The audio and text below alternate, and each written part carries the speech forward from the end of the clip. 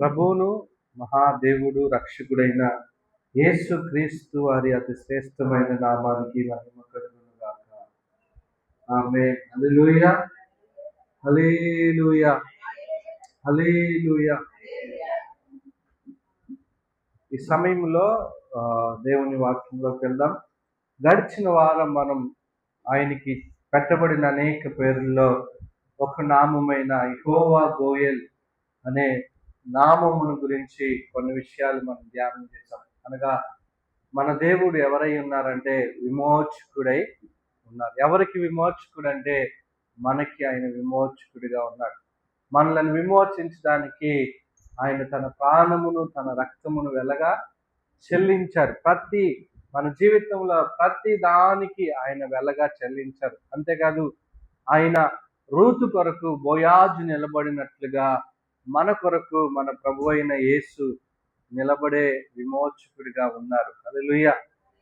ఆయన కుటుంబాన్ని కోల్పోయిన రూతుకి మరలా కుటుంబాన్ని ఇచ్చినట్లుగా, ఆశను కోల్పోయిన రూతుకి మరలా ఆశను చిగురింప చేసినట్లుగా, ఇదిగో పేద స్థితిలోకి పడిపోయిన పరిస్థితుల్లో యజమానురాలుగా చేసినట్లుగా, బోయాజు తన పక్షాన నిలిచి తాను కోల్పోయిన దానంతటినీ, ఆనందాన్ని, ఐశ్వర్యాన్ని, ఆశీర్వాదాన్ని, సమాధానాన్ని అంతటినీ రూతు జీవితంలో బోయాజు అనుగ్రహించినట్లుగా మన మంచి బోయాజు సంఘము కొరకు నిలబడే దేవుడు, కుటుంబం కొరకే నిలబడే దేవుడు, నీ కొరకు నా కొరకు నిలబడే దేవుడు ఎవరంటే యెహోవా గోయెల్ అయిన దేవుడు. అనగా ఆయన మనకు విమోచకుడుగా, విమోచించేవాడిగా ఆయన ఉన్నాడు. హల్లెలూయా. ఆయన మన పక్షాన నిలబడే దేవుడు. అంతే మాత్రమే కాదు కానీ దానిలో నుంచి ఇంకొంచెం ముందుకి లోతుకి వెళ్ళడానికి కొన్ని విషయాలు గడిచిన వారంలో ఆన్లైన్లో కొన్ని విషయాలు చూసాం. అయితే ఇంకొంచెం లోతుగా వెళ్ళడానికి ఈ దినం ఆయన నామం గురించి మనం నేర్చుకుందాం. చూడండి, పరిశుద్ధ బైబిల్ గ్రంథంలో నుంచి యోవేలు గ్రంథం మీరు చూసినట్లయితే హోషేయ తర్వాత ఉంటుంది. యోవేలు గ్రంథం మీరు చూసినట్లయితే రెండవ అధ్యాయం మీరు చూసినట్లయితే అక్కడ ఒక మాట మనకు కనబడుతుంది. 21వ వచనంలో ఏం కనబడుతుందంటే, దేశమా భయపడక సంతోషించి గంతులు వేయుము, యెహోవా గొప్ప కార్యములు చేసెను. పశువులారా భయపడుకుడి, గడ్డి బిళ్ళలో పచ్చిక మొలుచును, చెట్లు ఫలించును, అంజురపు చెట్లు, ద్రాక్ష చెట్లు సమృద్ధిగా ఫలించును. సియోను జనులారా ఉత్సహించి మీ దేవుడైన యెహోవా యందు సంతోషించుడి, తన నీతిని బట్టి ఆయన తొలకరి వర్షమును మీకు అనుగ్రహించును. వాన కురిపించి పూర్వమందు వలె తొలకరి వర్షమును కడవరి వర్షమును మీకు అనుగ్రహించును. కొట్లు ధాన్యముతో నిండును, కొత్త ద్రాక్షారసమును కొత్త తైలమును గానుగులకు పైగా పొర్లి పారును. మీరు కడుపార తిని తృప్తి పొంది మీ కొరకు వింత కార్యములను జరిగించిన మీ దేవుడైన యెహోవా నామమును స్తుతించినట్లు నేను పంపిన మిడతలను, గొంగరి పురుగులను, పసుర పురుగులను, చీడ పురుగులను అను మహా సైన్యమును తీసివేసి సంవత్సరముల పంటను మీకు మరలా ఇత్తును. ఈ చదవబడిన ఈ ప్రవచన గ్రంథములో పలకబడిన ఈ ప్రవచన వాక్కుల గురించి మనం ఆలోచన చేసినట్లయితే, దేవుడు ప్రవక్త అయిన యోవేలు ద్వారా ఇశ్రాయేలు ప్రజలతో, ఇశ్రాయేలు దేశముతో, ఇశ్రాయేలుల కుటుంబాలతో దేవుడు మాట్లాడుతున్న మాటలు మనం ఇక్కడ చూస్తున్నాం.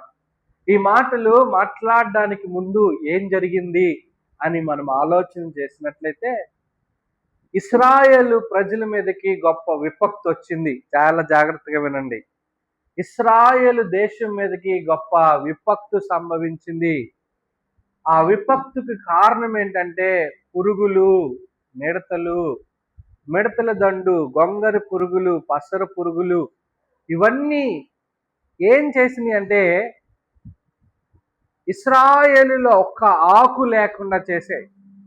ఇశ్రాయేలులో ఒక పంట లేకుండా చేసినాయి. ఇశ్రాయేలులో ఒక ఫలము కూడా ఫలింపనివ్వకుండా చేసినాయి.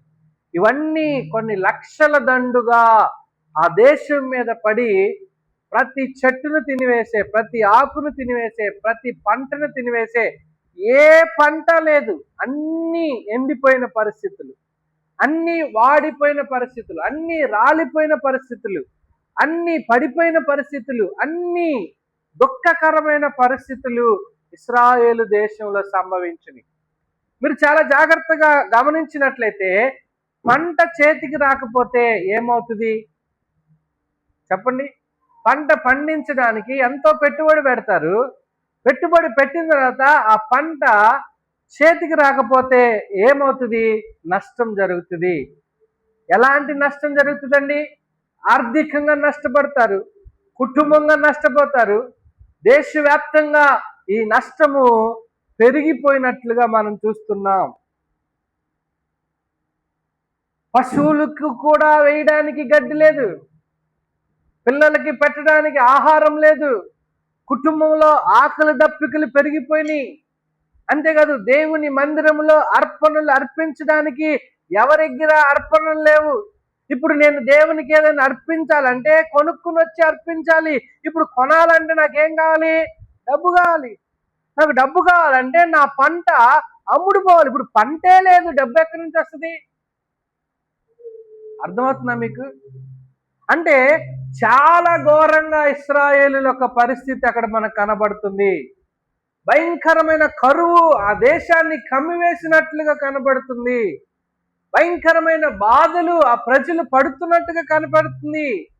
ఈ మిడతలు, ఈ పురుగులు, ఇవి యొక్క దాడి వల్ల వాటి యొక్క ప్రభావము ఇశ్రాయేలులో ఉన్న చిన్నపిల్లల మీద, కుటుంబీకుల మీద, పశువుల మీద, రాజ్యం మీద, దేశం మీద చాలా ప్రభావం చూపిస్తున్న పరిస్థితులు మనకి అక్కడ దేవుని వాక్యములో మనకు కనబడుతున్నాయి. అలాంటి పరిస్థితుల మధ్యలో ప్రవక్త ద్వారా దేవుడు మాట్లాడుతున్న మాటలు ఏంటి? ప్రవక్త ద్వారా మాట్లాడుతున్న మాటలు అంటే మిడతల దండు దేశంలో పంటలను పూర్తిగా నాశనం చేయబడినప్పుడు అక్కడున్న ద్రాక్ష తోటలు, అంజూరపు చెట్లు, అక్కడున్న వ్యవసాయం, ధాన్యపు చెట్లు, ఫలాలు చెట్లు అన్నీ దెబ్బతిని పూర్తిగా లయం అయిపోయిన పరిస్థితుల మధ్యలో ఇక్కడ ఆ ప్రభావము ఇశ్రాయేలులో ఉన్న ప్రతి ఒక్కరి కడుపు మీద పడింది. అందరికీ ఆకలి ఉంది కానీ తినడానికి ఏం లేదు, తిండి లేదు. ఆ ప్రభావం కుటుంబాల మీద పడింది. ఏ అవసరం తీర్చుకోవడానికి లేదు, వాళ్ళ చేతిలో చిల్లి గవ్వలేదు. ఆ ప్రభావము దేవుని మందిరం మీద పడింది. ఎవరు వచ్చి అర్పణలు అర్పించలేని పరిస్థితి. ఎందుకంటే ఎవరి దగ్గర లేదు. ఇప్పుడు మీ దగ్గర ఒక్క రూపాయి లేదు, మీరు దేవుని మందిరానికి వచ్చి కానుక వేయగలుగుతారా? వేయలేరు. అలా ఎవరు కూడా అర్పణలు అర్పించట్లేదు, బలులు అర్పించట్లేదు. ఎందుకంటే అందరూ నష్టములో ఉన్నారు, అందరూ కరువులో ఉన్నారు. గమనించండి. అలాంటి పరిస్థితుల్లో దేశం యొక్క ఆర్థిక స్థితిగతులు పతనమైపోయినాయి. దేశము భయంకరమైన కరువులోకి వెళ్ళిపోయింది. ఈ పంట కాదు, ఈ పంట కాదు, సంవత్సరముల పంట. ఈ విషయాన్ని మీరు గమనించాలి. సంవత్సరముల పంట అంటే ఎన్నో రోజుల నుంచి ఆ బాధలు వారు పడుతున్నారు. అలాంటి పరిస్థితుల మధ్యలో యోవేలు ఈ విపత్తును చూసి కేవలం ఈ విపత్తుకు కారణం ఏంటో చెప్పకుండా ప్రజలను ఆయుత్తపరుచున్నట్టుగా మనం చూస్తున్నాం. ప్రజలందరి మధ్యలో నిలబడి ఆయన ఏమని మాట్లాడుతున్నాడంటే, మీరు చూసినట్లయితే వాక్య భాగంలో మీరు చూసినట్లయితే చూడండి, 12వ వచనం అదే అధ్యాయంలో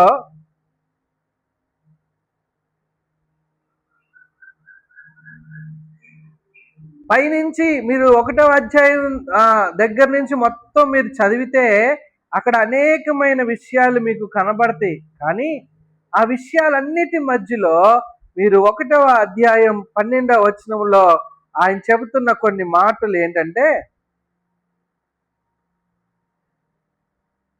ద్రాక్ష చెట్లు చెడిపోయాను, అంజూరపు చెట్లు వాడిపోయాను, దానిమ్మ చెట్లను, ఈత చెట్లను, జల్దారు చెట్లను, తోటలన్నీ వాడిపోయినవి, నరులకు సంతోషమేమియు లేకపోయాను. అంటే దేశంలో ఏం కోల్పోయారు వారు? సంతోషాన్ని, ఆనందాన్ని కోల్పోయారు. అన్ని రైతులు, ఎన్ని రకరకాల రైతులు ఉంటారో, ఎన్ని రకరకాల పంటలు ఉంటాయో, అన్ని పంటలకి ఒకేసారి నష్టం కలిగజేయబడిన పరిస్థితి అక్కడ ప్రవక్త చూస్తున్నాడు. అందుకే అక్కడ ఏమని చెప్తున్నాడంటే, యాజకులారా గోనె పట్ట కట్టుకుని అంగలార్చుడి, బలిపీఠమునొద్ద పరిచర్య చేయువారులారా రోదన చేయుడి, దేవుని పరిచారకులారా గోనె పట్ట వేసుకుని రాత్రి అంతయు గడుపుడి, నైవేద్యమును పానార్పమును మీ దేవుని మందిరమునకు రాకుండా నిలిచిపోయాను, ఉపవాస దినము ప్రతిష్ఠించుడి, వ్రత దినము ఏర్పరచుడి, యెహోవాను బతిములాడుకొనుటకై పెద్దలను దేశములోని జనులందరినీ మీ దేవుడైన యెహోవా మందిరములో సమకూర్చుడి. ఈ మాటలు గమనించండి. ఒకవైపు చూస్తే అంతా కరువే, అంతా నష్టమే, అంతా బాధే, అన్ని కన్నీళ్ళే. అలాంటి పరిస్థితుల్లో యాజకులారా మీరు మేలుకోనండి, యాజకులారా మీరు అంగలార్చండి, దేవుని మందిరములో ఉపవాసము ద్వారా ప్రతిష్ఠించుకోండి.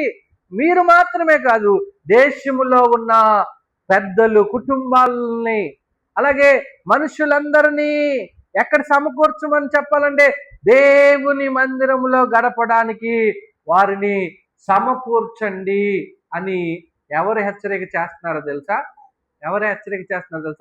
యోవేలు ప్రవక్త ఇశ్రాయేలులను, యాజకులను, పెద్దలను, పరిచారికులను హెచ్చరిక చేస్తారు. ఇదేనికి? నష్టమైపోయినప్పుడు, కోల్పోయినప్పుడు, మనం ఏమైనా పోగొట్టుకున్నప్పుడు ఏం చెయ్యాలో వాక్యం స్పష్టంగా సెలవిస్తుంది. బైబిల్ చెప్తుంది, మీలో ఎవరికైనా శ్రమ సంభవించిన ఎడలా వాడు ఏం చేయాలో తెలుసా? ప్రార్థన చెయ్యాలంట. ఏం చేయాలి? నీ జీవితంలో నువ్వేం కోల్పోయావో, ఏం పోగొట్టుకున్నావో, ఏం నష్టపోయావో, ఏమి నీ జీవితంలో జరుగుతుందో, దీని అంతటి పరిస్థితుల మధ్యలో దేవుడు మనతో మాట్లాడుతున్న మాట ఏంటంటే, మరలా దేవుని మందిరములో మిమ్ములను మీరు ప్రతిష్ఠించుకోనండి, మరలా అంగలార్చడం మొదలు పెట్టండి, మరలా ఉపవాసం ఉండడం మొదలు పెట్టండి, మరలా దేవుని సన్నిధిలో బతిమలాడుకోనండి అని ఇక్కడ యోవేలు ప్రవక్త ప్రజలను హెచ్చరిస్తున్నట్లుగా మనం చూస్తున్నాం. అంటే ఈ రోజుల్లో మనం చూసినట్లయితే మనకి కలిగిన దుఃఖానికి కారణం ఏదైనా కావచ్చు, మనకి కలిగిన బాధకి కారణం ఏదైనా కావచ్చు, మనకి కలిగిన మనోవేదనకి కారణం, నిరుత్సాహానికి కారణం, ఓటమికి కారణం, కరువుకి కారణం ఏదైనా కావచ్చు. అయితే ఈ రాత్రి ఒకటి, లేదంటే ఈ ఉదయకాలం ఒకటి విశ్వసించాలి. ఏంటో తెలుసా? నువ్వు ఏ పరిస్థితిలో ఉన్నా ఆ పరిస్థితిని మరలా మార్చగలిగిన వారు ఎవరైనా ఉన్నారంటే, ఆ పరిస్థితిని మరలా సరిచేయగలిగిన వారు ఎవరైనా ఉన్నారంటే, ఆ పరిస్థితుల మధ్యలో నీకు సహాయము చేయగలిగిన వారు ఎవరైనా ఉన్నారంటే ఆయనే యెహోవా గోయేలైన దేవుడు. హల్లెలూయా!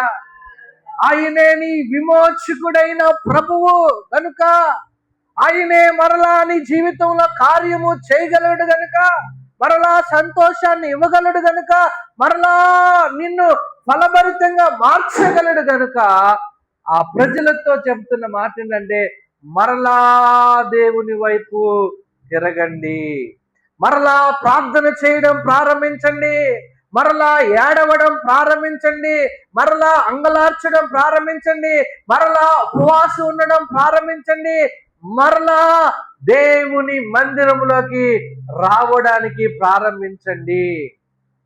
అని చెప్తున్నారు. అంటే ఈ పరిస్థితులన్నిట్లో దాని అర్థం ఏంటంటే మన పూర్ణ హృదయముతో దేవుని వైపు తిరగండి అని దేవుడు పిలుస్తున్నాడు. దేవునికి స్తోత్రం. మొదట దేవుని యొద్దకు రండి, అప్పుడు ఆయన మీ యొద్దకు వస్తారని వాక్యం సెలవిస్తుంది. అంటే నువ్వు అర్థం చేసుకోవాలి ఏంటంటే మనం మన మన మన యొక్క జీవితము మనం చేయి దాటిపోతున్నప్పుడు, పరిస్థితులు మనకు అర్థం కానప్పుడు, ఏం జరుగుతుందో అయోమయములో మనం ఉన్నప్పుడు మనం చేయవలసింది ఏంటో తెలుసా? ఉన్న పాటున దేవుని వైపు తిరగడం మనం నేర్చుకోవాలి. దేవుని వైపు చూడడం మనం నేర్చుకోవాలి. దేవుని యొద్దకు రావడం మనం నేర్చుకోవాలి. ప్రార్థించడం మనం నేర్చుకోవాలి. ఉపవాసం ఉండడం మనం నేర్చుకోవాలి. దేవుని సన్నిధిలో అవసరమైతే రాత్రంతా గోజాడడం కూడా మనం నేర్చుకోవాలి.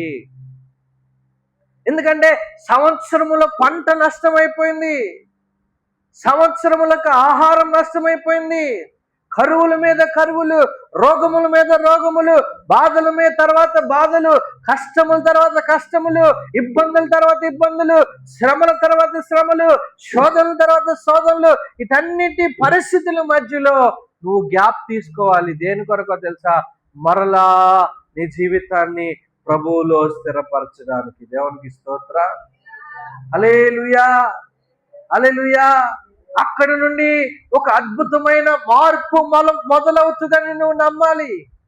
ఎందుకంటే నువ్వు పశ్చాత్తాపం పడినప్పుడు, నువ్వు దేవుని వైపు తిరిగినప్పుడు, నువ్వు ప్రార్థించడం మొదలు పెట్టినప్పుడు, నువ్వు ఉపవాసం ఉంచినప్పుడు, నువ్వు చేతులెత్తినప్పుడు, నువ్వు కన్నీరు కార్చినప్పుడు, దేవుని మందిరములో నువ్వు మరలా నాటబడినప్పుడు నీకేం దొరుకుతుందంటే దేవుని సన్నిధిలో కృప దొరుకుతుందంట. దేవునికి స్తోత్రం. కనికరం దొరుకుతుంది. అంతేకాదు దేవుని యొక్క పునరుద్ధాన శక్తి నీ జీవితమును పునరుద్ధరణలోకి నడిపించడం మనం చూస్తాం. ఎప్పుడైతే నువ్వు పునరుద్ధరించబడతావో సమృద్ధి నీ జీవితంలో చూస్తావు. ఎప్పుడైతే సమృద్ధి నీ దగ్గర ఉంటుందో దేవుని ఎదుటకు అర్పణలు తీసుకొచ్చి నువ్వు అర్పించగలవు అనే విషయాన్ని మనం గమనించినట్లయితే, అలాంటి పరిస్థితుల్లో మీరు దేవుని వైపు తిరిగితే అక్కడ అన్ని విషయాలు చెప్పి 21వ వచనం 2వ అధ్యాయంలోకి వస్తే 21వ వచనంలో అప్పుడు చెబుతున్నాడు అనమాట. ఉపవాసం ప్రారంభించిన వారితో, అంగలారుస్తున్న వారితో, చేతులెత్తుతున్న వారితో, దేవుని సన్నిధిలో రోధిస్తున్న వారితో, దేవుని వైపు తిరిగిన వారితో దేవుడు ఏమని మాట్లాడుతున్నాడంటే, దేశమా భయపడక, ఏమని రాయబడింది? దేశమా భయపడక సంతోషించి గంతులు వేయుము, యెహోవా గొప్ప కార్యములు చేశాను. దేవునికి స్తోత్రం. హల్లెలూయా. దేవుడు మరలా మాట్లాడుతున్నాడు ప్రవక్త ద్వారా. దేశమా అనే మాట దగ్గర మీ పేరు రాసుకోండి అవసరమైతే. దేశమా అనే చోట మీ కుటుంబం అని అనుకోండి. దేశమా అనే చోట ఈ సంఘము పేరు రాసుకోండి. అక్కడ దేవుడు మాట్లాడుతున్న మాట ఏంటంటే, భయపడమాకు. ఏం పడమాకు? ఎందుకంటే నువ్వు ఓడిపోయి నీలో భయము ఏర్పడింది. నువ్వు నలిగిపోయి నీలో భయం ఏర్పడింది. నువ్వు సొమ్మసిల్లిపోయి నువ్వు ఏ పంట వేసినా నష్టం చూసి ఇంకా ఈ జీవితం ఇంతేనేమో అనే భయములోకి, నిరుత్సాహంలోకి నువ్వు వెళ్ళిపోయావు. ఈ రోగం పోదేమో, ఈ బాధ పోదేమో, ఈ కష్టం తీరదేమో, ఈ కరువు పోదేమో, నా బిడ్డల భవిష్యత్తు ఇంకా మారదేమో అనే ఒక నిరుత్సాహం అనే భయములోకి నువ్వు వెళ్ళిపోయి ఉండొచ్చు. అలాంటి పరిస్థితుల మధ్యలో దేవుడు ఏమన్నాడంటే, కోల్పోయిన వారితో దేవుడు మాట్లాడుతున్నాడు, పోగొట్టుకున్న వారితో దేవుడు మాట్లాడుతున్నాడు, నష్టపోయిన వారితో దేవుడు మాట్లాడుతున్నాడు, కరువులో ఉన్న వారితో దేవుడు మాట్లాడుతున్నాడు, ఏమీ లేని వారితో దేవుడు మాట్లాడుతున్నాడు. ఏమని మాట్లాడుతున్నాడంటే, భయపడకు. హల్లెలూయా, హల్లెలూయా. నీ దగ్గర ఏమీ లేకపోయినా నువ్వేం పడకూడదంట, భయపడకూడదు. నీ బాధల మధ్యలో నువ్వేం పడకూడదంట, భయపడకూడదు. నువ్వు కరువులో ఉంటే ఏం పడకూడదంట, ఎందుకు నువ్వు భయపడకూడదు? ఎందుకు నువ్వు భయపడకూడదంటే, నీ కంటికి ఏది కనిపిస్తుందో దాని ప్రభావం నీ మీదకి నువ్వు రానియకూడదు. నీ యొక్క బాధ యొక్క ప్రభావం నీ మీద పడకుండా నువ్వు జాగ్రత్త పడాలి. నీ నష్టం యొక్క ప్రభావము చేత నీ యొక్క జీవితం, నీ ఆత్మీయ జీవితం వెనకడుగు వేసే పరిస్థితిలోకి నువ్వు వెళ్ళకూడదు. అలాంటి పరిస్థితుల్లో ఏ ప్రభావము నీ మీద పనిచేయాలంటే నా దేవుని వాక్కు యొక్క ప్రభావం పనిచేయాలి. హల్లెలూయా. ఆయన వాక్కు ఏమని సెలవిస్తుందంటే, దేశమా భయపడక సంతోషించి గంతులు వేయుము. దేవుడు చెప్తున్న మాట భయపడొద్దంట, సంతోషించాలంట, గంతులు వేయాలంట. ఏంటండి? అందరు చెప్పండి. భయపడకుండా సంతోషించి గంతులు వేయుము. దేవుడు చెప్తున్నాడు. ఏంటది? అదేంటది? అది ఎలా కుదురుతుంది? ఏమని నాకు తెలీదు. ఆయన చెప్తున్నాడు. ఎవరితో చెప్తున్నాడు? అన్నీ కోల్పోయిన వారితో గంతులు వేయ్యా, సంతోషించయ్యా. డబ్బులన్నీ అప్పులు చేసి పంట వేశాడు, ఇప్పుడు పంట రాలేదు, సంతోషిస్తారా ఎవరన్నా? చెప్పండి. ఆశతో లోన్ తీసుకొచ్చి బిజినెస్ చేశారు, లాస్ వచ్చింది, సంతోషం వస్తుందా? చెప్పాలి. రాదు. కానీ దేవుడు ఏమంటున్నాడు? నువ్వు లాస్ అయిపోయినప్పుడు, నువ్వు పోగొట్టుకున్నప్పుడు, నువ్వు కరువులో ఉన్నప్పుడు, నువ్వు బాధలో ఉన్నప్పుడు, నువ్వు శ్రమలో ఉన్నప్పుడు, నువ్వు శోధించబడుతున్నప్పుడు, నువ్వు నలగొట్టబడుతున్నప్పుడు నువ్వు భయపడక ఏం చేయాలంట? సంతోషించి ఇంకేం చేయాలంట? గంతులు వేయి. అంటే మీరు అర్థం చేసుకోవాలి ఏంటంటే, నీ కంటికి కనబడే బాధను బట్టి నీవు నీ భవిష్యత్తుని డిసైడ్ చేయకూడదు. గుర్తుపెట్టుకోండి. దేవుడు ఏమంటున్నాడు తెలుసా? నీ భవిష్యత్తును చూచి ఈ మాట చెప్తున్నాడు దేవుడు. ఏ మాట చెప్పాడు దేవుడు? భయపడకుండా సంతోషించి గంతులు వేయము. ఇక్కడ మీరు చాలా జాగ్రత్తగా, ఇది ఒక సత్యం, మనందరం కూడా ఖచ్చితంగా నేర్చుకోవాల్సిన సత్యం. చూడండి, గమనించండి. మొదట దేవుడు ఈ పంటను నేను ఇస్తాను అని చెప్పలేదు. ఇక్కడ నేనున్నానులే, నేను చూసుకుంటానులే అని చెప్పలేదు. ముందు ఆయన ఏం చెప్పాడు తెలుసా? భయపడద్దు అని చెప్పాడు. ఏం చెప్పాడు? ఎందుకంటే భయము అనేది మన జీవితంలో ఉన్నప్పుడు, ఏదైనా ఒక సంఘటన జరిగినప్పుడు ఒక మనిషిలోకి ప్రవేశించేది ఏంటి అంటే భయమే. ఒక చిన్న నొప్పి రాగానే ఏదో భయము, నాకేదో అయిపోయింది. ఇక్కడ ఏదో తగులుతుంది అనుకోండి, అమ్మో లోపల ఏదో భయం, నాకేదో అయిపోద్ది, నేను బతకనేమో అనే భయం. ఇంకా చాలా రకరకాల భయంలో చాలా మంది ఉంటారు. ఎందుకంటే ఒక మనిషిని ముందు ఉన్న పరిస్థితుల యొక్క ప్రభావంతో ఆవరించేది ఏంటంటే భయమే. ఈ భయం వల్ల వచ్చే నష్టం ఏంటంటే, ఒకసారి ఆలోచన చేస్తే, ఈ భయము మనలో ఉన్నంత కాలం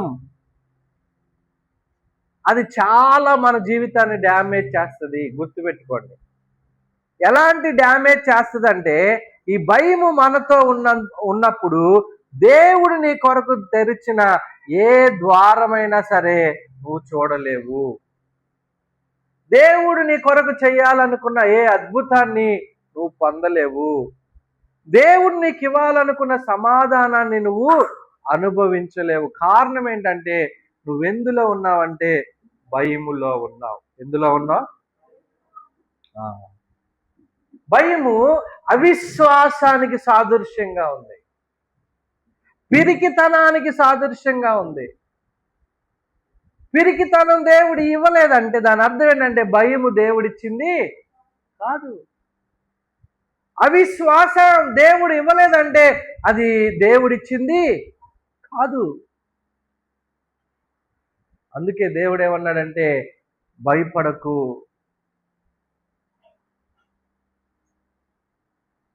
చాలా మంది నా స్థితి మారదు అని మాట్లాడతారు. కారణం ఏంటో తెలుసా? వారు భయం. ఇంకా మా పరిస్థితులు ఇంతే, నా తలరా తింటే ఎలా అనుకుంటే అలా జరిగిద్ది, ఏం చేయలేం అని నోటికి ఏదో వస్తే అది మాట్లాడతారు. ఎందుకంటే వారిలో ఆశను కోల్పోయారు. వారిలో ఏం కోల్పోయారు? ఆశను కోల్పోయారు. అలాంటి పరిస్థితుల్లో అదే మాట వారి జీవితంలో పలికితే, లేదంటే స్థిరపడితే, దేవుడు వారి కొరకు సిద్ధపరిచింది ఏది కూడా వారికి కనబడదు, వారికి వినబడదు, వారికి గోచరం కానే కాదు. అందుకే దేవుడు తెరిచిన ద్వారాన్ని ఈరోజు మనిషి చూడలేకపోవడానికి గల కారణం ఏంటంటే, అనేక భయముల చేత మనిషి ఇన్సెక్యూర్ లోకి ఉండడం చేత. అందుకే దేవుడు మన జీవితంలో భయాన్ని తొలగించాలని ఆశపడుతున్నాడు. దేవునికి స్తోత్రం, హల్లెలూయా. ముందు నీ భయము నుండి నువ్వు విమోచించబడితే, నీ భయము నుండి నువ్వు విడుదల పొందితే, దేవుడు నీ కొరకు సిద్ధపరిచిన ద్వారాలు నువ్వు చూడగలవు. దేవునికి స్తోత్రం, హల్లెలూయా. చూడండి, ఈ రోజుల్లో చాలా మంది విశ్వాసులు వారి జీవితాలు ఎలా ఉంటాయో తెలుసా?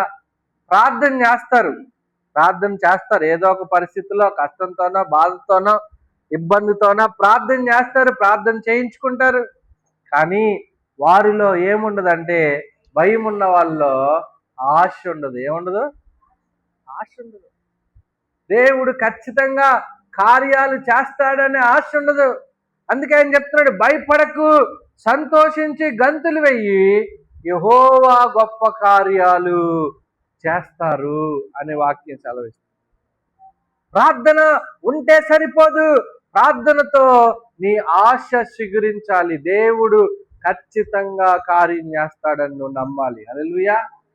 చాలా మందికి విశ్వాసం ఉంటుంది, కానీ ఏముండదో తెలుసా? వస్తారు, వెళ్తారు, కూర్చుంటారు, ప్రార్థన చేయమంటే కాసేపు ప్రార్థన చేస్తారు, కానీ వారి జీవితంలో ఎందుకు మారుతాయండి బాధలు, ఎందుకు తీరుతాయండి కష్టాలు? ఏదో దేవుణ్ణి నమ్ముకున్నావు, నాకు కాసేపు ప్రార్థన చేసుకుని వెళ్ళిపోతామే, కానీ జీవితంలో ఇవన్నీ సహజం అండి, ఇలాగే ఉండాలండి అంటారు. అంటే వారిలో విశ్వాసం ఉంది, కానీ వారిలో ఏం లేదు తెలుసా? ఉత్సాహం లేదు, సంతోషము లేదు, సమాధానము లేదు. ఏదో యథా రాజా తదా ప్రజ అన్నగా వచ్చామా, కూర్చున్నామా, విన్నామా, వెళ్ళిపోయామా, మరలా భయపడుతున్నామా. అదే చాలా మంది అలాగే ఉంటారు. ఇంకొంతమంది గతాన్ని తవ్వుకుంటా ఉంటారు. ఇప్పుడు నేను ఏదో కారణం చేత నాకున్న ఇల్లు పోగొట్టుకున్నాను అనుకోండి, ఎవరో ఏదో అన్నారు అనుకోండి, ఎవరో ఇంటికి వెళ్తే మా ఇంటికి ఎందుకు వచ్చావని ఏదో అన్నారు అనుకోండి, ఇప్పుడు నాకు వెంటనే ఏం గుర్తొస్తుంది? నేను కోల్పోయిన ఇల్లు. వెంటనే నేనేం బాధపడతా? నాకే గాని ఇల్లుంటే నేను వెళ్తా బాధలు పడతానా? నాకే గాని ఇల్లుంటే వీళ్ళ దగ్గరికి నేను వస్తానా? నాకే గాని ఇల్లుంటే, అంటే ఏం జరిగినా కూడా నేను ఏం గుర్తు చేసుకుంటున్నాను ఇక్కడ చెప్పాలి? నా గతాన్ని గుర్తు చేసుకుంటున్నాను. నా గతాన్ని గుర్తు చేసుకుని ప్రతిసారి నేనేం చేస్తున్నాను? బాధపడుతున్నాను. ఏం చేస్తున్నాను? బాధపడుతున్నాను. ఇంకొంతమంది భార్య భర్తలు అయితే ఇలా మాట్లాడుకుంటారు, అప్పుడు నాకు ఒక మంచి సంబంధం వచ్చింది, ఆ రోజు నేను ఆ సంబంధాన్ని మిస్ అయిపోయి నిన్ను ఇంకా వస్తే నోట్లాంటి దిక్కుమాలని నిన్ను చేసుకుని నా జీవితం ఇట్లా అయిపోయింది. మాటి మాటికి ఆ సంబంధం చేసుకోవాల్సింది నీకు ఉండేది, ఇప్పుడు తెలియదు నీకు. అంటే ఏది జరిగినా ఎక్కడికి వెళ్తారు? గతములోకి వెళ్తారు. ఎందుకు వీరికి గతమే గుర్తొస్తుందంటే భయం. కానీ దేవుని పిల్లలకి గుర్తు రావాల్సింది గతం కాదు, భవిష్యత్తు గుర్తుకు రావాలి. దేవునికి స్తోత్రం. నీకు బాధ కలిగినప్పుడు, నీకు నొప్పి కలిగినప్పుడు, నీకు కన్నీరు వచ్చినప్పుడు, నీకు వేదన వచ్చినప్పుడు, నీకు శ్రమ వచ్చినప్పుడు నువ్వు గతాన్ని తలంచి బాధపడడం కాదు, ఇదిగో నా పరిస్థితి ఇలా ఉంది కానీ నా భవిష్యత్తు మాత్రం ఇలా ఉండదు, నా ప్రభువు మార్చగలడని నువ్వు నమ్మాలి. దేవునికి స్తోత్రం, హల్లెలూయా.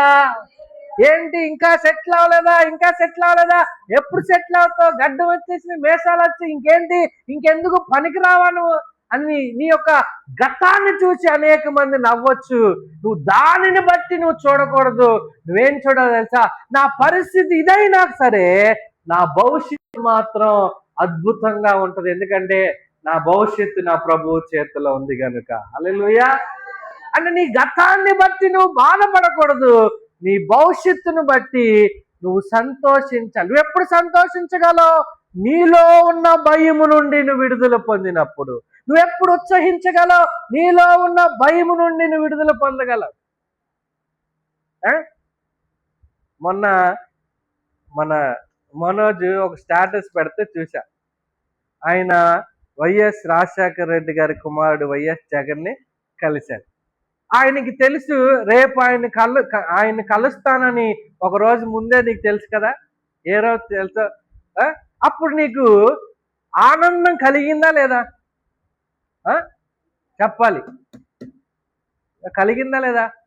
అంటే నీ భవిష్యత్తు రేపేం జరుగుతుందో నీకు నువ్వు చూడగలిగినప్పుడు, రేపేం జరగబోతుందో నువ్వు తలస్తున్నప్పుడు, రేపేం జరగబోతుందో నీకు అర్థమవుతున్నప్పుడు నీలో భయము కంటే సంతోషమే రెట్టింపుగా నీలో ఉద్భవిస్తూ ఉంటది. దేవునికి స్తోత్రం. నిజమైన విశ్వాస జీవితం అంటే అదే. విశ్వాసం అంటే ప్రస్తుతాన్ని బట్టి మాట్లాడేది కాదు, భవిష్యత్తును బట్టి మాట్లాడేది విశ్వాసం. హల్లెలూయా. కంటికి కనిపించేది మాట్లాడేది కాదు విశ్వాసం అంటే, కనిపించని చూసేది విశ్వాసం. హల్లెలూయా, హల్లెలూయా. నీ విశ్వాసము నీ భయాన్ని అధిగమించాలి. గుర్తుపెట్టుకోండి, నీ గతము నీ భవిష్యత్తును నువ్వు చూడగలగాలి. గతములో నుండి ఒకప్పుడు నాకు ఇలా అంటి పరిస్థితి ఉంది నిజమే, కానీ నా భవిష్యత్తు మాత్రం ఇలా ఉండదని నీవు నీ గతములో నుండి, నీ ప్రస్తుతములో నుండి నువ్వు దేని మీద దృష్టి నిలపాలంటే భవిష్యత్తు మీద. నీ భవిష్యత్తే యెహోవా గోయలైన దేవుడు. హల్లెలూయా. ఎందుకంటే నువ్వు కోల్పోయినది సమకూర్చేవాడు ఆయనే, నువ్వు పోగొట్టుకున్నది తీసుకొచ్చేవాడు ఆయనే, నిన్ను తిరిగి కట్టి నిర్మించి నిన్ను పునరుద్ధరించే దేవుడు ఆయనే గనుక నీ భవిష్యత్తును గూర్చిన విశ్వాసాన్ని నువ్వు కలిగి ఖచ్చితంగా జీవించాలి. హల్లెలూయా. అందుకనే నీ ప్రార్థనతో నీకేముండాలో తెలుసా? ఆశ ఉండాలి. ఏముండాలి? ఆశ. నా ప్రభువు నా ప్రార్థనకి ఖచ్చితంగా జవాబిస్తాడనే ఆశ ఉండాలి. నా ప్రభువు నా కన్నీరు తుడుస్తాడని ఆశ ఉండాలి. నా ప్రభువు నా బిడ్డల భవిష్యత్తును మారుస్తాడని ఆశ ఉండాలి. నా ప్రభువు నా జీవితాలను లేవనెత్తుతాడని ఆశ ఉండాలి. నా ప్రభువు నా హృదయాన్ని మారుస్తాడని ఆశ ఉండాలి. ఆశను కోల్పోయి ఎంత ప్రార్థన చేసినా దాని వలన ఏమీ ప్రయోజనం ఉండదు. ఎలాంటి పరిస్థితుల్లో నువ్వు ఆశ కలిగి ఉండాలో తెలుసా? ఎలాంటి పరిస్థితుల్లో నువ్వు ఆయన వైపు ఆశపడాలో తెలుసా? ఇవన్నీ కోల్పోయిన పరిస్థితుల్లో, కరువులో ఉన్న పరిస్థితుల్లో, పోగొట్టుకున్న పరిస్థితుల్లో నీ ఆశ చిగురించాలి. దేవునికి స్తోత్రం. అందుకే ఆయన చెబుతున్నాడు ఏంటంటే, నువ్వు భయపడక సంతోషించి గంతులు. ఇది నీ విశ్వాస జీవితానికి ప్రారంభం. ఏంటిది? ఇది నీ విశ్వాస జీవితానికి ప్రారంభం. అంటే నీకున్న దానిని బట్టి నువ్వు బాధపడద్దు, నీకున్న దానిని బట్టి నువ్వు సంతోషించి భయపడకుండా నీ భవిష్యత్తు కొరకు నువ్వు గంతులువే. కారణం ఏంటో తెలుసా? యెహోవా గొప్ప కార్యములు చేసెను. దేవునికి స్తోత్రం. హల్లెలూయా.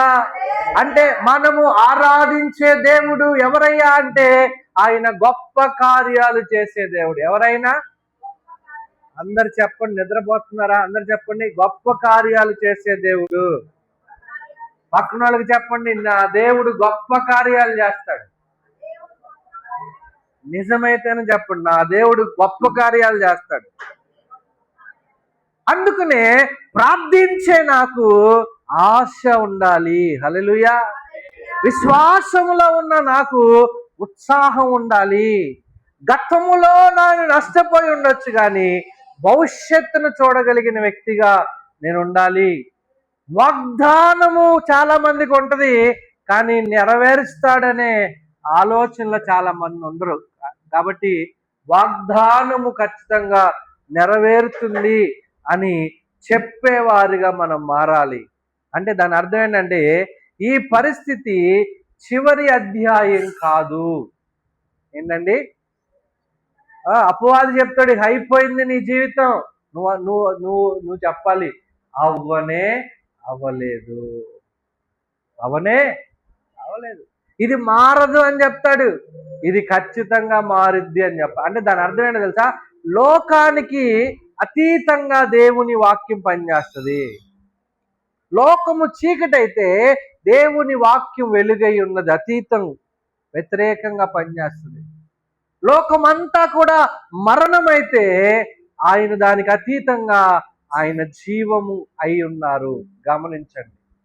ఈ పరిస్థితుల మధ్యలో ఒక సంఘంగా, ఒక కుటుంబంగా, వ్యక్తిగతంగా మనం నేర్చుకుని మన జీవితంలో అనుసరించాలి ఏంటంటే, నీ ముందు ఎలాంటి విపత్తు జరిగినా నువ్వేం చేయకూడదు తెలుసా? భయపడొద్దు. ముందు రెండోది ఏం చేయాలి తెలుసా? దేవునిలో సంతోషించు, అంటే నీ విశ్వాసంలో నువ్వు బలంగా ఉండు. మూడోది ఏంటో తెలుసా? దేవుడు ఖచ్చితంగా నీ కొరకు గొప్ప కార్యాలు జరిగిస్తారు. దేవునికి స్తోత్రం, హల్లెలూయా. ఈ యొక్క మర్మాన్ని మనం అర్థం చేసుకున్నట్లయితే, చాలా జాగ్రత్తగా మన జీవితంలో అర్థం చేసుకోవడానికి మనం ఇష్టపడినట్లయితే ఖచ్చితంగా మన భయము నుండి మనం ఏమవుతాం తెలుసా? విడుదల పొందుతాం. అందుకే 21వ వచనంలో రాయబడింది, యెహోవా గొప్ప కార్యములను చేసెను. దేవుని కార్యములు ముందుగానే మనం ఏం చేయాలి తెలుసా? ప్రకటించే వారిగా ఉండాలి. ఏం చేయాలి? దేవుని మాట గొప్ప మాట, శక్తివంతమైన మాట గనుక, ఇది చాలా ఆసక్తికరమైన ప్రకటన గనుక, పరిస్థితి ఇంకా పూర్తిగా మారకముందే దేవుడు నా కొరకు గొప్ప కార్యాలు చేస్తాడు అనేది ఇది ఎలాంటి ప్రకటన అంటే విశ్వాసం యొక్క ప్రకటన. హల్లెలూయా, హల్లెలూయా, హల్లెలూయా, హల్లెలూయా. నిజంగా అక్కడ అక్కడ అక్కడ భయంకరమైన పరిస్థితి ఉంది, కానీ ఆ భయంకరమైన కరువులో, భయంకరమైన దుఃఖములో, భయంకరమైన నష్టముల మధ్యలో అక్కడ చెప్పబడిన మాట ఏంటంటే యెహోవా గొప్ప కార్యాలు జరిగిస్తారు. మీరు అర్థం చేసుకోవాలి, ఈరోజు చాలా మంది సరైన విశ్వాస జీవితాన్ని కొనసాగించట్లేదు. ఇప్పుడు చూడండి, కొడుకు తప్పు చేశాడు అనుకోండి, ఆ కొడుకుని దండించిన, ఆ కొడుకు మీద కోపం చూపించిన దేనిని చూస్తారంటే అప్పుడున్న పరిస్థితినే చూస్తారు. నువ్వు నాకు పుట్టలేదు అనుకుంటా, నువ్వు పో, నువ్వు ఇంకేది శాపగ్రస్తాలు ఇంకా ఎన్నెన్నో జరుగుతాయి అక్కడ. ఆ స్థాయిలో ఎవరున్నా సరే అక్కడ వాళ్ళు చేసిన క్రియలే కనబడతాయి. కానీ విశ్వాసముతో ఉన్నవారు కేవలం చేసిన క్రియలతో దండించొద్దని నేను చెప్పట్లా. భయంకరంగా దండించండి, భయంకరంగా శిక్షించండి, కానీ మీరు భవిష్యత్తును నిర్ణయించొద్దు. ఈ పరిస్థితిని బట్టి గుర్తుపెట్టుకోండి. ఇప్పుడు ఏదో ఒక తప్పిదము, ఏదో ఒక నేరము, ఏదో బలహీనతలో ఉన్నారని ఇంకా భవిష్యత్ అంతా అలాగే ఉంటుందని చూడొద్దు. అది విశ్వాస జీవితం కాదు. మీకు అర్థమవుతుందా? నేర్చుకుంటున్నారా? మీ పరిస్థితుల్లో ఆ నేరము మోపబడినప్పటికీ కూడా ఆ నేరాన్ని సరిచేయడానికి ప్రయత్నించండి, అర్థం చేయడానికి ప్రయత్నించండి, గద్దించి అందులో నుంచి బయటకు తీసుకురావడానికి ప్రయత్నించండి, కానీ భవిష్యత్తును మాత్రం ఆ నేరముతో పోల్చి మాత్రం చూడొద్దు. ఎందుకంటే ఈ ప్రస్తుతం ఇలా ఉందని భవిష్యత్తు అలా ఉంటుందని మీరు రుజువుపరచకూడదు. నీ జీవితంలో బాగుపడవు అని నువ్వు మాట్లాడకూడదు. నువ్వెందుకు పనికి రావు అని నువ్వు అనకూడదు. నువ్వెన్ని రోజులైనా నీ పరిస్థితి ఇంతే, నువ్వు ఇంకా మారవు, నీ చరిత్ర ఇంతే అని నువ్వు డిక్లేర్ చేయకూడదు. అందుకే ఆయన అంటున్నాడు ఏంటో తెలుసా? భవిష్యత్తును నేను మార్చగలను అంటున్నాడు ఆయన. హల్లెలూయా. మీరు చూడండి, సౌలు మీ అందరికి తెలుసు. సౌలు భయంకరంగా మత పిచ్చితో అనేక మంది సంఘాన్ని పాడు చేశాడు, అనేక మందిని హతమార్చాడు, అనేక మంది జీవితాలను భయపెట్టాడు, అనేక మందికి దుఃఖాన్ని మిగిల్చాడు, అనేక మందిని భయపెట్టిన పరిస్థితుల్లో సౌలు జీవితం భవిష్యత్ అంతా అలాగే ఉందా? చెప్పాలి. ఏమైంది? మారింది. ఎవరు మార్చారు అక్కడ? దేవుడు మార్చారు. ఇదే మీరు ఆలోచించండి. దేవుడు ఎప్పుడు కూడా ప్రస్తుతాన్ని బట్టి పని చేయడు, ఆయన నిర్ణయించిన భవిష్యత్తును బట్టి ప్రయత్నం చేస్తున్నాడు ఆయన. హల్లెలూయా. ఆయన ప్రయత్నం కాదు చేయడు, ఆయన ఖచ్చితంగా కార్యం చేసే దేవుడు. హల్లెలూయా.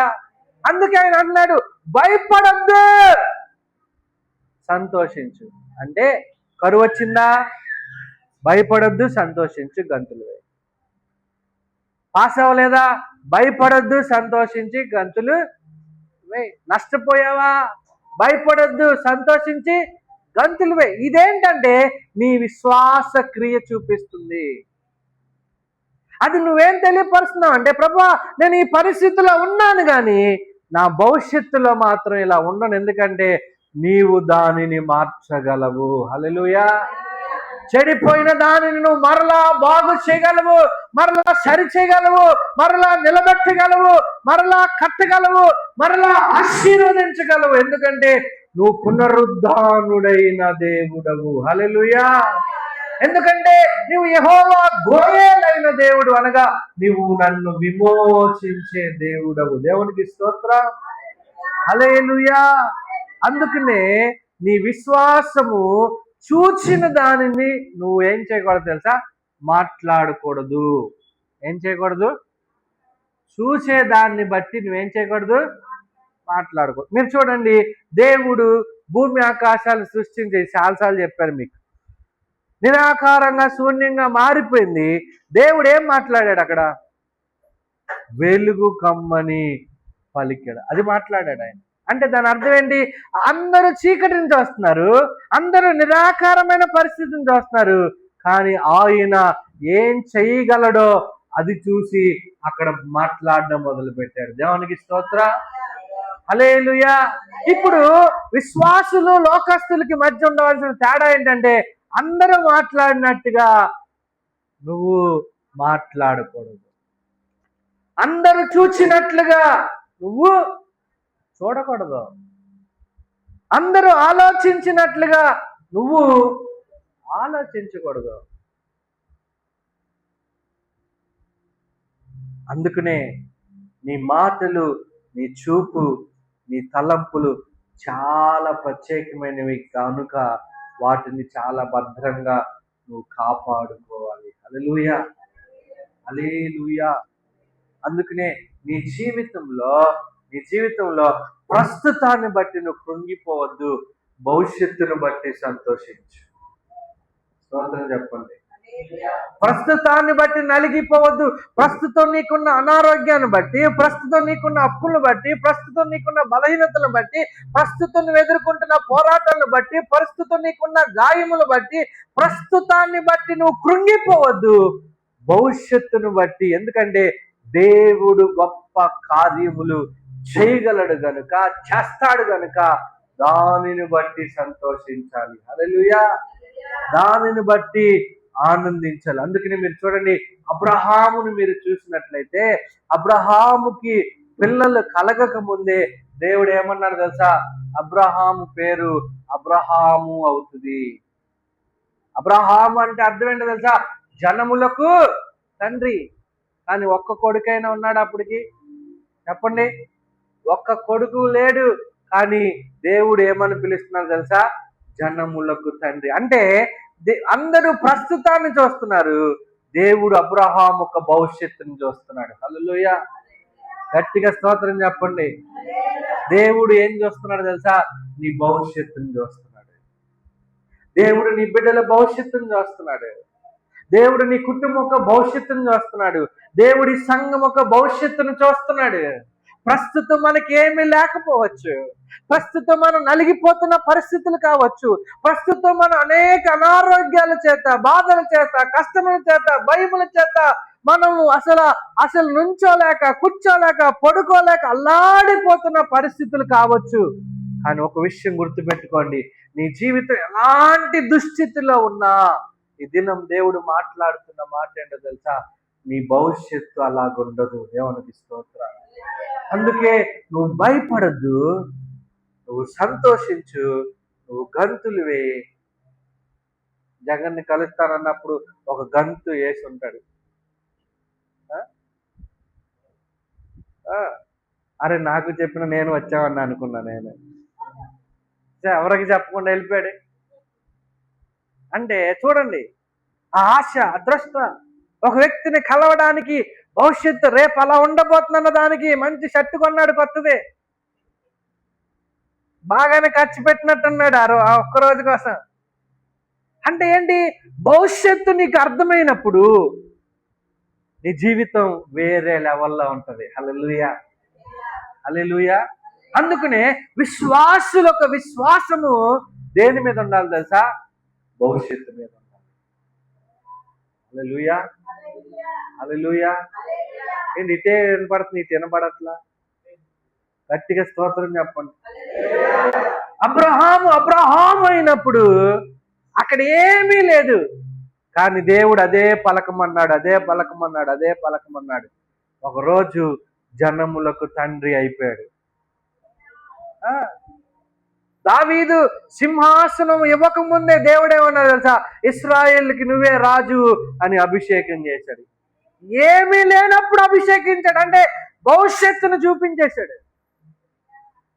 అభిషేకం వచ్చిన తెల్లారే సింహాసనం దొరికిందా? దొరకలా. కానీ సింహాసనం మీదకి వెళ్లకుండా ఎంతో మంది ప్రయత్నించారు ఆపాలని, కానీ ఎవరి తరవన్న అయిందా? దావీదుని దేవుడు తీసుకెళ్ళి ఎక్కడ కూర్చోబెట్టాడు? గుర్తుపెట్టుకో, నీ భవిష్యత్తుని నిర్ణయించేది నీ ప్రభువు. నీ భవిష్యత్తుని తిరగరాయగలిగిన వాడు నీ ప్రభువు. నీ భవిష్యత్తులో నువ్వెన్నడు చూడని మేలులు దాచిన పెట్టిన వాడు నీ ప్రభువు. ఎంతమంది వెనకలాగాలను చూసినా ఆ రోజు నిన్ను తీసుకెళ్ళి అక్కడ కూర్చోబెట్టేవాడే నీ యెహోవా గోయల్, నీ విమోచకుడు. దేవునికి స్తోత్రం, హల్లెలూయా. చిన్న వయసులోనే భవిష్యత్తును చూశాడు ఒక వ్యక్తి. ఎవరో?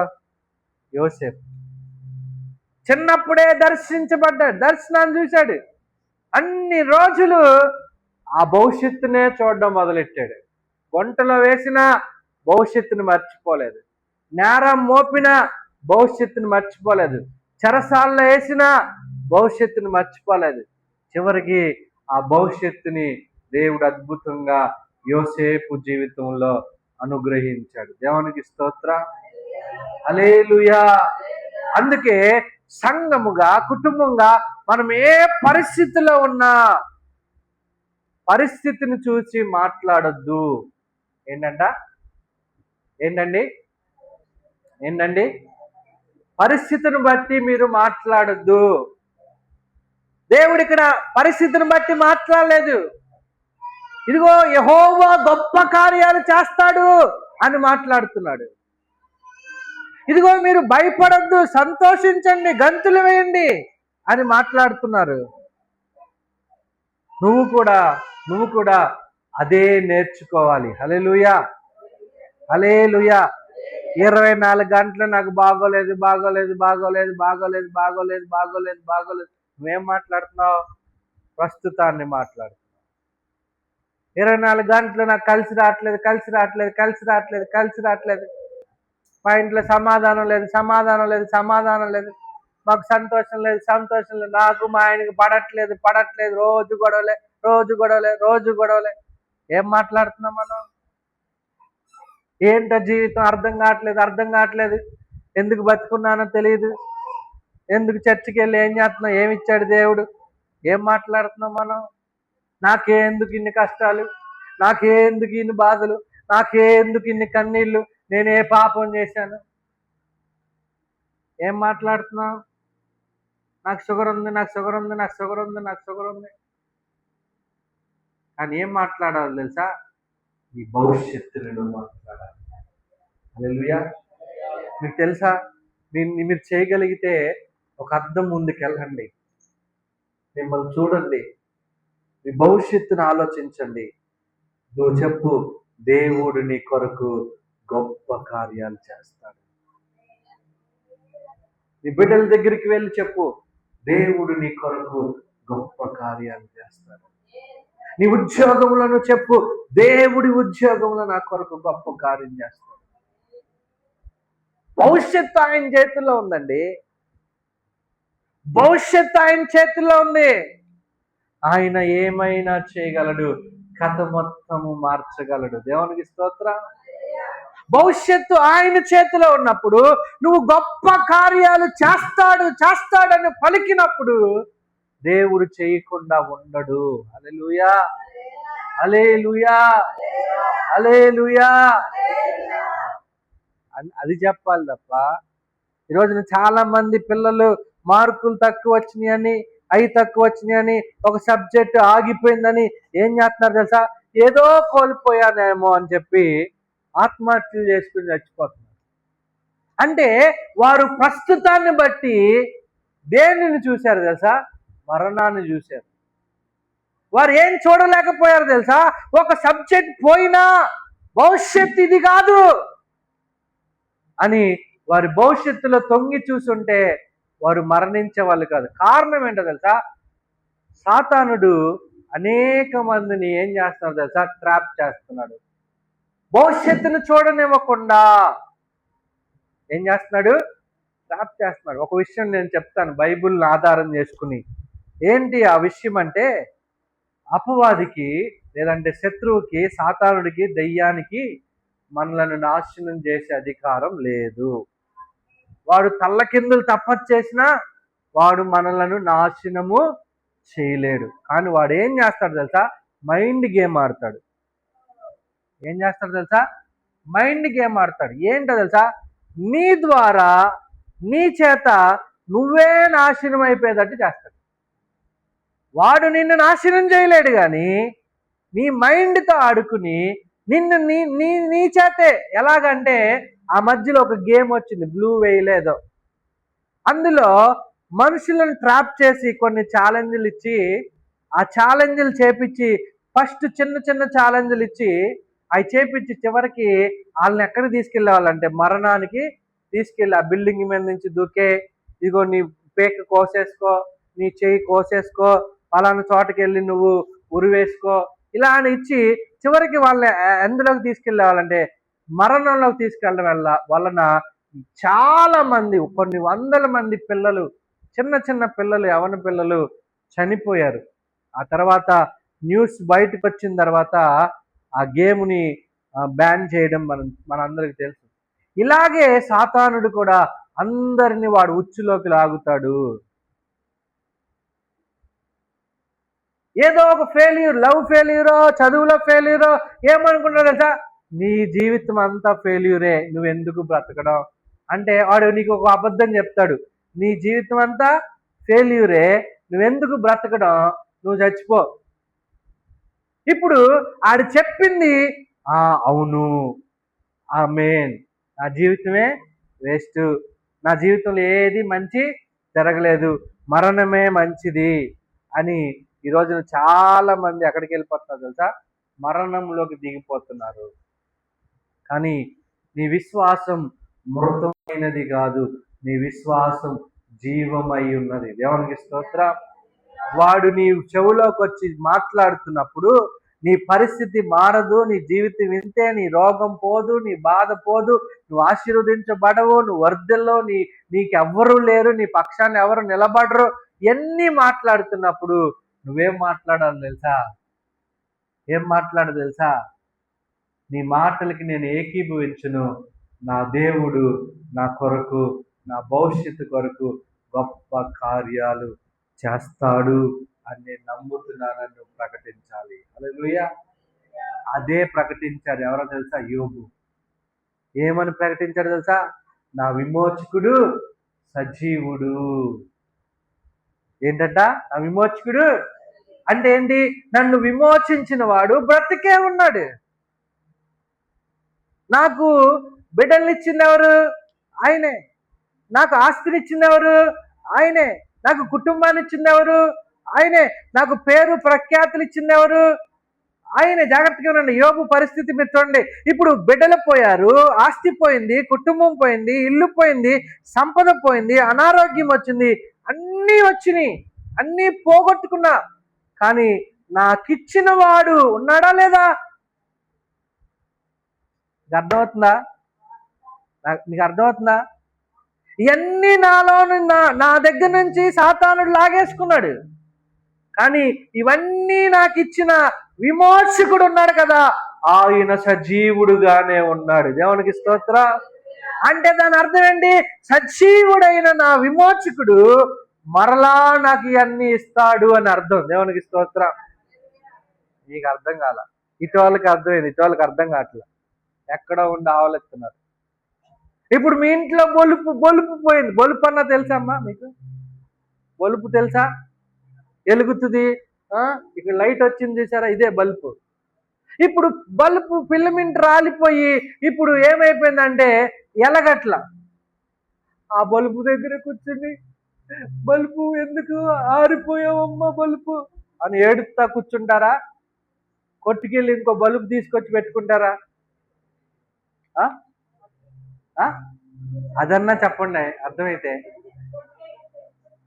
ఏడుస్తారా ఎవరన్నా? బాధపడతారా ఎవరన్నా? కన్నీటితో ఆ బలుపుకి విట్టుకోలు చెప్తారా? సమాధి కార్యక్రమం పెడతారా? చెప్పండి. వెంటనే కొట్టుకెళ్ళి కొత్త బలుపు తెచ్చి పాతది తీసి కొత్తది. కారణం ఏంటి? ఆ బొలుపు కొట్లో దొరుకుతుంది కనుక. దేవునికి స్తోత్రం.